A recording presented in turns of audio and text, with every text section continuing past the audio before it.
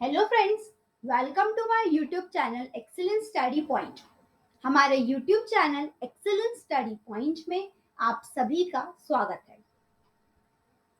हमने अपनी वीडियोस में हिस्ट्री से रिलेटेड कई टॉपिक्स पर यहाँ डिस्कस किया हुआ है और कई फ्रीडम फाइटर्स जिनने स्वतंत्रता संग्राम में अपनी महत्वपूर्ण भूमिका ही नहीं निभाई सिर्फ, बल्कि देश के लिए कई और भी बलिदान दिए हैं।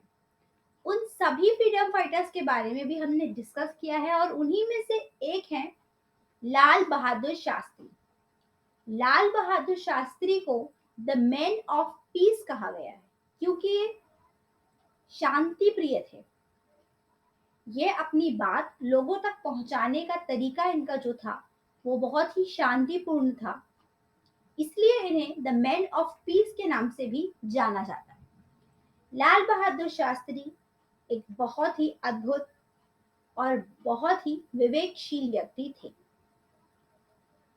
तो आज की हमारी इस वीडियो में हम लाल बहादुर शास्त्री की बायोग्राफी के बारे में पढ़ेंगे, इनके जीवन के बारे में जानेंगे कि किस तरीके से इनका जन्म हुआ, कहाँ इनका जन्म हुआ, इनकी एजुकेशन किस तरीके से कंप्लीट हुई, फ्रीडम स्ट्रगल में इनकी क्या भूमिका रही और आगे चलकर इंडिपेंडेंस के बाद भी इन्होंने अपना एक बहुत ही महत्वपूर्ण रोल देश के लिए प्ले किया।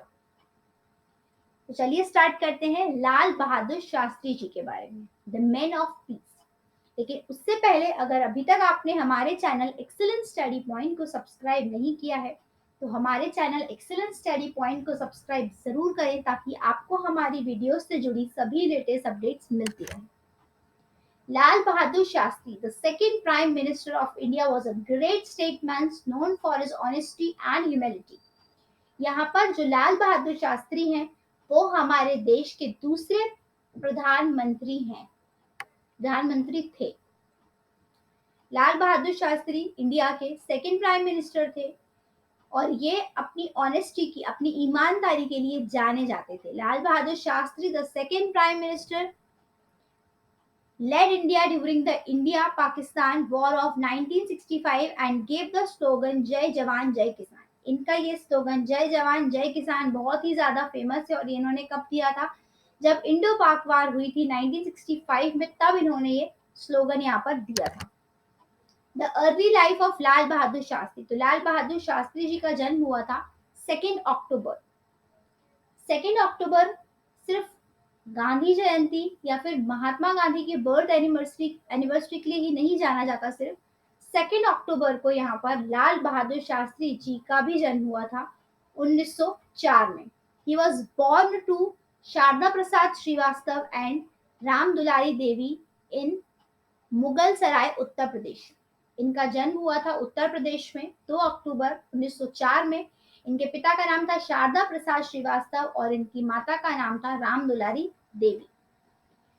His early education was in Urdu at East Central Railway Inter College। इनकी जो अर्ली एजुकेशन थी वो east central railway inter college Mughal Sarai में हुई थी 6th क्लास तक। इसके बाद ये हरीश चंद्र हाई स्कूल में इन्होंने वाराणसी में एडमिशन लिया था अपनी फर्दर स्टडीज के लिए। At this time, he dropped his caste derived surname Srivastav in order with his view that the caste system is derogatory। इसके बाद इन्होंने अपना जो सरनेम था श्रीवास्तव, इनका सरनेम श्रीवास्तव था, शास्त्री नहीं। इनका सरनेम एक्चुअल में श्रीवास्तव था, लेकिन इन्होंने अपना जो सरनेम है उसे ड्रॉप कर दिया था, उसे छोड़ दिया था, क्योंकि उस समय जो कास्ट सिस्टम है वो काफी ज्यादा चलता था। तो इसीलिए इन्होंने अपना जो सरनेम है उसे हटा दिया था, ताकि इस वजह से लोग उस पर डेरोगेटरी कमेंट्स ना दें। उन्होंने अपना सरनेम रिमूव कर दिया था। 1925 में he further completed his studies with a first class degree in philosophy and ethics. 1925 में इन्होंने अपनी स्टडीज को यहाँ कंप्लीट किया था और पहली डिग्री ली थी फिलोसफी और एथिक्स में द काशी विद्यापीठ से, जिसे गांधी जी के द्वारा बनारस में 1921 में इनॉग्रेट किया गया था। He was given the title of Shastri scholar as it was the norm in the institution after completion of bachelor degree. बाद में बैचलर डिग्री कंप्लीट करने के बाद इन्हें शास्त्री का टाइटल मिला था। ये इनका सरनेम नहीं है शास्त्री, शास्त्री का इन्हें टाइटल दिया गया था क्योंकि शास्त्री का मतलब होता है स्कॉलर। तो यहाँ पर इन्हें शास्त्री टाइटल दिया गया था। इन्होंने अपने सरनेम, जो कि इनका सरनेम श्रीवास्तव था, उसे इन्होंने रिमूव कर दिया था। 1928 में इन्होंने ललिता देवी से शादी की थी और इनके 4 सन्स और 2 डॉटर्स थी। Lal Bahadur Shastri foreign into freedom movement. इसके बाद इन्होंने फ्रीडम मूवमेंट्स में भी सहयोग किया। His high school teacher Nishkameshwar Mishra patriotism inspired Shastri to take interest in the freedom struggle. इनके जो हाई स्कूल के टीचर थे, उन्होंने इन्हें इंस्पायर किया कि ये फ्रीडम स्ट्रगल में भी अपना इंटरेस्ट दिखाएं। 1921 में he started attending public meeting in Banaras. 1921 में इन्होंने, जो गांधी जी द्वारा बनारस में पब्लिक मीटिंग होस्ट की गई थी और मदन मोहन मालवीय द्वारा, वो इन्होंने अटेंड की थी। Shastri withdraw from Harish Chandra High School to join non-cooperation movement inspired by Gandhiji call for students to withdraw from government school। अब यहाँ पर जो शास्त्री जी थे, जब वो हरीश चंद्र हाई स्कूल में पढ़ा करते थे, तो उन्होंने यहाँ नॉन कॉपरेशन मूवमेंट के असहयोग आंदोलन को ज्वाइन किया था। जब गांधी जी ने स्टूडेंट्स को इंस्पायर किया था, तो उसमें लाल बहादुर शास्त्री जी भी थे। He join the local branch of the Congress party as a volunteer. इन्होंने कांग्रेस पार्टी की लोकल ब्रांच को ज्वाइन किया था as a volunteer and actively took part in picketing and anti-government demonstration. He was arrested in jail but was let go as he was still a minor। यानी कि इन्हें arrest कर दिया गया था, ये जेल भी गए थे, मगर बाद में इन्हें छोड़ दिया गया। He later become a life member of Lok Sewa Mandal, the servant of the people society के ये मेंबर बन गए थे, जिसे कि लाल लाजपत राय द्वारा फाउंड किया गया था। And begin to work for the betterment of Harijans at Muzaffarpur. और आगे चलकर फिर इन्होंने हरिजन्स के बेटरमेंट के लिए यहाँ पर काम किया।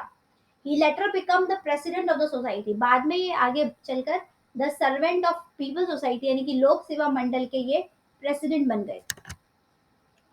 Shastri ji political path. 1928 में इन्होंने इंडियन नेशनल कांग्रेस को ज्वाइन किया as an active member Gandhi ji की एडवाइस पर। 1929 में इन्हें इलाहाबाद डिस्ट्रिक्ट कांग्रेस कमेटी के एज अ सेक्रेटरी अपॉइंट किया गया था। 1935 में he was made the general secretary of UP Pradeshik Congress committee के जनरल सेक्रेटरी बने। 1937 में इन्हें यूपी लेजिस्लेटिव असेंबली से अपॉइंट इलेक्ट किया गया था। Organising secretary of the parliament board of UP, यानी कि यूपी की पार्लियामेंट बोर्ड के लिए इन्हें इलेक्ट किया गया था यूपी लेजिस्लेटिव असेंबली से। He served as an elected representative for United Province। 1937 और 1947 में इन्हें यूनाइटेड प्रोविंस के लिए भी रिप्रेजेंटेटिव के तौर पर इलेक्ट किया गया था। 1940 में he supported the individual Satyagraha movement and was sent to prison for 1 year। 1940 में इन्होंने इंडिविजुअल सत्याग्रह मूवमेंट को सपोर्ट किया और उसके बाद इन्हें 1 साल के लिए जेल में डाल दिया गया था। 1942 में he was released from jail but jumped back into the independence movement on the call for quit India movement। 1942 में इन्हें जेल से रिलीज किया, लेकिन इसके बाद भी ये वापस से इंडिपेंडेंस मूवमेंट की स्वतंत्रता संग्राम में शामिल हुए, जो कि था quit India movement. Gandhi ji के द्वारा चलाया गया था बॉम्बे में।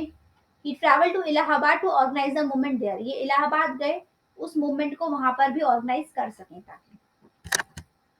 The political journey of Lal Bahadur Shastri post independence. फिर इसके बाद स्वतंत्रता के बाद इनकी पॉलिटिकल जर्नी कैसी रही, तो 1947 में जो हमारा देश आजाद हो चुका था, Shastri was appointed as the parliamentary secretary in Uttar Pradesh. इन्हें उत्तर प्रदेश में पार्लियामेंट्री सेक्रेटरी की तरह अपॉइंट किया गया। He become the ministers of police and transport under chief minister Govind Vallabh Pant. आगे चलकर 1947 में जब चीफ मिनिस्टर थे गोविंद वल्लभ पंत, तो इन्हें minister of police and transport minister बनाया गया था। Women conductor for the first time, इन्हें पहली बार वुमेन कंडक्टर्स के लिए अपॉइंट किया गया था। 1951 में he was made the general secretary of all India Congress committee with Jawaharlal Nehru as prime minister. जब 1951 में जवाहरलाल नेहरू प्राइम मिनिस्टर बने थे, तो इन्हें ऑल इंडिया कांग्रेस कमेटी के जनरल सेक्रेटरी के तौर पर अपॉइंट किया गया था। 1952 में he won the UP Vidhan Sabha seat from Saran north and Phulpur west and was supposed to be retained as home ministers of UP. 1952 में इन्होंने यूपी विधानसभा की सीटें जीती थी कहाँ से? सारानौ नॉर्थ से और फुलपुर वेस्ट से। और आगे चलकर ये होम मिनिस्टर बने थे यूपी के। But he was rather called by Nehru to the centre as ministers of railway and transport in the first cabinet of the republic of India. जब रिपब्लिक ऑफ इंडिया की पहली कैबिनेट में ये minister of railway and transport minister बने थे। 1956 में he resigned after a couple of railway accident that kill 144 people in Tamil Nadu. फिर बाद में 1956 में जब यहाँ पर एक रेलवे एक्सीडेंट हुआ था जिसने 144 लोगों की जान ली थी तमिलनाडु में, इन्होंने रेलवे एंड ट्रांसपोर्ट मिनिस्टर की पोस्ट से रिजाइन कर दिया था क्योंकि उन्हें ऐसा लगता था कि किसी वजह से वो ही यहाँ पर टॉप मोस्ट अथॉरिटी थे रेलवे के और उन्हीं की वजह से ये सब हुआ है, वही रिस्पॉन्सिबल हैं इस घटना के लिए। 1959 में he was called back as minister of commerce and industry. 1959 में फिर से इन्हें कॉमर्स एंड इंडस्ट्री मिनिस्टर बनाया गया था। 1961 में ये होम अफेयर्स के मिनिस्टर बने थे। Lal Bahadur Shastri prime minister of India. इतने सारे पद धारण करने के बाद as a home minister, ministry of transport and railway, e commerce, इतने सारे मिनिस्टर के पद धारण करने के बाद आगे चलकर 1964 से 1966 तक ये प्राइम मिनिस्टर ऑफ इंडिया रहे थे। 1964 में Jawaharlal Nehru died in May 1964 and Lal Bahadur Shastri became the second Prime Minister of the Republic of India under President Dr. Sarvepalli Radhakrishnan. जब 1964 में जवाहरलाल नेहरू की डेथ हो गई थी तो लाल बहादुर शास्त्री को रिपब्लिक भारत के दूसरे प्रधानमंत्री के पद पर नियुक्त किया गया था और उस वक्त प्रेसिडेंट थे डॉक्टर सर्वपल्ली राधाकृष्णन। ही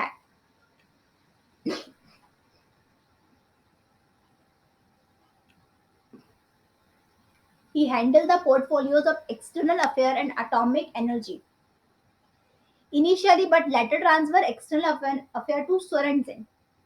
ये एक्सटर्नल अफेयर्स और एटॉमिक एनर्जी को भी हैंडल करते थे, आगे चलकर इन्होंने उसे स्वर्ण सिंह को ट्रांसफर कर दिया था। He retained the main minister of Nehru cabinet and also included Indira Gandhi as information and broadcasting minister। ये वैसे तो नेहरू कैबिनेट के मेन मिनिस्टर रहे थे, इसके बाद इन्होंने इंदिरा गांधी को भी उसमें इंक्लूड किया था as a information and broadcasting minister. Shastri was the first prime minister to have a secretary, a senior ICS officer to advise him. यानी कि लाल बहादुर शास्त्री एकमात्र पहले ऐसे प्रधानमंत्री थे जिनके पास सीनियर आईसीएस ऑफिसर सेक्रेटरी थे एडवाइस के लिए। He thus led the foundation of what later became the prime minister office। 1964 में he gave India the white revolution by supporting the Amul Milk Cooperative of Anand Gujarat।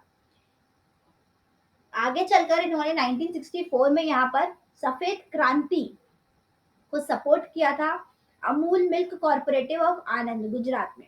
1965 में he establish national dairy development board. इन्होंने 1965 में national dairy development board की स्थापना की थी। 1965 में green revolution भी स्टार्ट हुआ था, तो उन्होंने यहाँ पे जो फूड क्राइसिस इंडिया में चल रही थी उसकी वजह से यहाँ हरित क्रांति को लाया गया था, उसको भी इन्होंने सपोर्ट किया था। ये एग्रीकल्चर प्राइसेस कमीशन 1965 जनवरी में इन्हीं के द्वारा सेटअप की गई थी। Food Corporation of India came into being, National Feed Corporation was set up and Central Warehousing Corporation। ये तीनों चीजें यहाँ ग्रीन रेवोल्यूशन के अंडर में सेटअप की गई थी, food corporation, national seed corporation and central warehousing corporation. India foreign relation during Shastri ji tenure.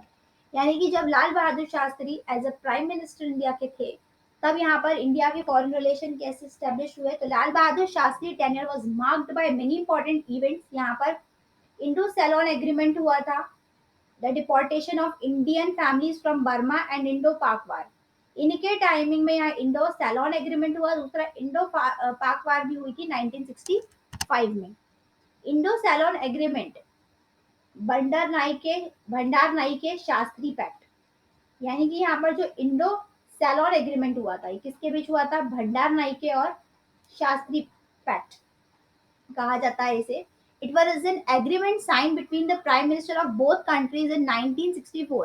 1964 में ये एक एग्रीमेंट था जो कि इंडिया के प्राइम मिनिस्टर और श्रीलंका के प्राइम मिनिस्टर, दोनों देशों के प्राइम मिनिस्टर के बीच यहाँ पर साइन किया गया था। इसे भंडार नाइके और शास्त्री पैक्ट कहा जाता है। The agreement was significant determine the status and future of the peoples of Indian origin in Ceylon Ceylon.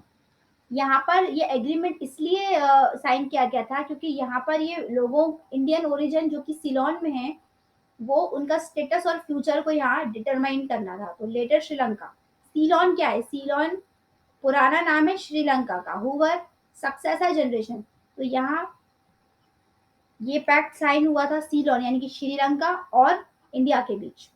हुवर successor generation of the tea estate labours British had taken there. तो यहाँ पर श्री मावो भंडार नाइके जो थी, श्री मावो भंडार नाइके उस टाइम पे प्रेसिडेंट प्राइम मिनिस्टर श्रीलंका के या फिर सीलोन के आप कह लीजिए, और इंडिया के थे लाल बहादुर शास्त्री, तो उनके बीच यहाँ पर ये एग्रीमेंट साइन किया गया था। बर्मा, तो Burma had deported several Indian families in 1964 after a military coup in 1962. This caused a strain in relation between India and Burma. Burma में यहाँ पर कुछ इंडियन जो फैमिलीज थी उन्हें डिपोर्ट कर दिया गया था, तो इस वजह से यहाँ पर जो इंडिया बर्मा के रिलेशंस थे वो बिगड़ गए। Shastri ji made an official visit to Rangoon in 1965 and cordial relation were again establish between the countries. यहाँ पर ये रंगून विजिट करने गए थे 1965 में, जिससे कि यहाँ पर कॉर्डियल रिलेशंस स्टैब्लिश हो सके कई अदर कंट्रीज के साथ। 1965 में यह इंडो पाक वार हुई थी, also known as the second Kashmir war. इसे सेकेंड कश्मीर वार भी कहा जाता है। Was the culminations of numerous skirmishes between India and Pakistan. The conflict began with Pakistan Operation Gibraltar. यहाँ पर पाकिस्तान द्वारा गिब्राल्टर ऑपरेशन चलाया गया था जम्मू एंड कश्मीर की फोर्स के साथ, तो उसी से ये इसकी शुरुआत हुई थी। Even through state followers of Gandhi ji principles of non violence, Shastri ji led India in the war courageously. यानी कि यहाँ पर गांधी जी के जो स्ट्रिक्ट प्रिंसिपल्स थे कि नॉन वायलेंस, अहिंसा का यहाँ पर ध्यान रखा जाए, उसके बाद भी यहाँ शास्त्री जी के द्वारा जो ये जो वार हुई थी उसमें करेजियस थे वो, और उन्होंने यहाँ लोगों को प्रोत्साहित किया था। He address the nation by giving the slogan Jai Jawan जय किसान, और उन्हीं के द्वारा ये स्लोगन 1965 में इंडो पाक वार में दिया गया था। A tribute to the farmer fighting for food crisis. उस टाइम पर जो इंडो पाक वार हुई थी तो फूड क्राइसिस बहुत ज्यादा था, जो सोल्जर्स थे वो बॉर्डर पर फाइट कर रहे थे, तो उन्हीं के लिए ये स्लोगन दिया गया था जय जवान जय किसान, की जो फार्मर्स हैं जो कि फूड क्राइसिस से लड़ रहे हैं और जो सोल्जर्स हैं जो बॉर्डर पर लड़ रहे हैं उनके लिए स्लोगन दिया गया था। The hostilities came to end after a ceasefire was declared through UNSC resolution 211 by the diplomatic intervention of the Sovereign Union and the United Nations, leading the Tashkent declaration. यहाँ तशकंद डिक्लेरेशन भी हुआ था, इसका जो अंत है एक cease fire से हुआ था जो कि यूएनएससी रिजोल्यूशन द्वारा किया गया था। ये एक डिप्लोमेटिक इंटरवेंशन था सॉवरेन यूनियन और यूनाइटेड स्टेट के द्वारा, इसे तशकंद डिक्लेरेशन भी कहा गया था। द डेथ ऑफ लाल बहादुर शास्त्री। अब लाल बहादुर शास्त्री की डेथ किस तरीके से हुई थी, तो 11 जनवरी 1966 में Lal Bahadur Shastri died in Tashkent Uzbekistan, one day after signing the peace treaty to end the 1965 war. यानी कि इनकी जो मृत्यु हुई है वो तशकंद उज्बेकिस्तान में ही हुई थी, जिसे अब सॉवरेन यूनियन कहा जाता है।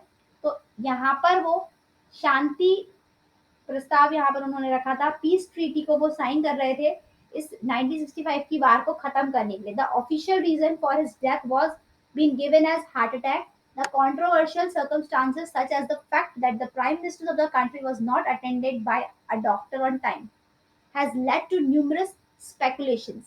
यानी कि यहाँ पर इनकी डेथ का जो ऑफिशियल रीजन है वो हार्ट अटैक बताया जाता है, लेकिन इसके पीछे कई कंट्रोवर्सीज भी चलती है कि जो प्राइम मिनिस्टर थे वो कंट्री के, उन्हें समय पर डॉक्टर द्वारा अटेंड क्यों नहीं किया गया। Many controversies are surrounding his death, but all the documents of investigations conducted are classified to date.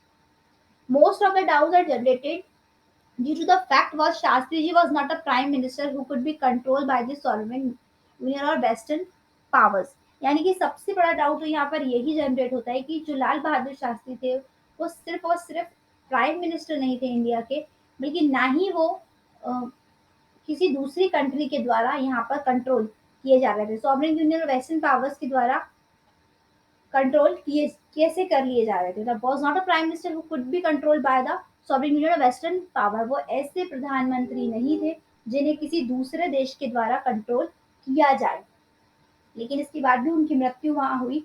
तो इसके पीछे कई कंट्रोवर्सीज हैं, लेकिन मेन रीजन यहाँ उनकी डेथ का हार्ट अटैक ही बताया गया।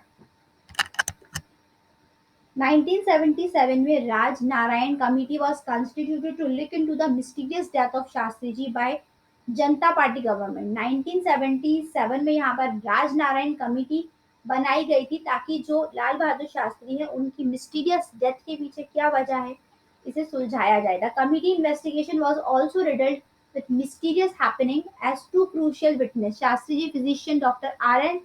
Shroff and personal servant Ramnath were killed in accident route to their statement recording before the committee. यानी कि यहाँ पर दो और गवाह सामने आए थे लाल बहादुर शास्त्री जी की मृत्यु के पीछे। टू विटनेस थे, पहले थे उनके डॉक्टर और दूसरे थे उनके सर्वेंट। लेकिन दोनों की ही उस रूट पे एक एक्सीडेंट में डेथ हो गई थी जब वो अपना स्टेटमेंट रिकॉर्ड करवाने वाले थे कमिटी को। तो यहाँ पर एक मिस्टीरियस डेथ इनकी कही जाती है। The report of the committee was never made public and many petitions has been filed to declassify them। उस कमिटी की रिपोर्ट कभी भी पब्लिक नहीं की गई है आज तक भी, और उनकी मृत्यु के पीछे एग्जैक्टली क्या रीजन था ये क्लासिफाई भी नहीं किया गया है।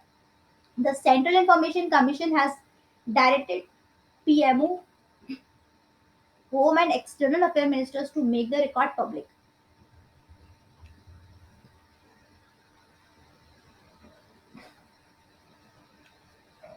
यहाँ पर कमीशन द्वारा ये मांग की गई थी कि इनके रिकॉर्ड्स को पब्लिक किया जाए। Shastri ji resting place is called the Vijay Ghat. यहाँ पर जो शास्त्री जी की समाधि बनाई गई है उसे विजय घाट कहा जाता है, जो कि दिल्ली में है। A book by M L. Verma, Lalita के आंसू was published in 1978 in which the tragic story of his death is narrated by his wife Lalita Devi. यहाँ पर एम.एल. वर्मा ललिता के आंसू एक किताब जो है वो पब्लिश की गई थी। उस किताब का नाम था ललिता के आंसू। 1978 में वो बुक पब्लिश हुई थी, जो कि जिसमें जो स्टोरी है वो लाल बहादुर शास्त्री की डेथ के बारे में नरेट की गई है।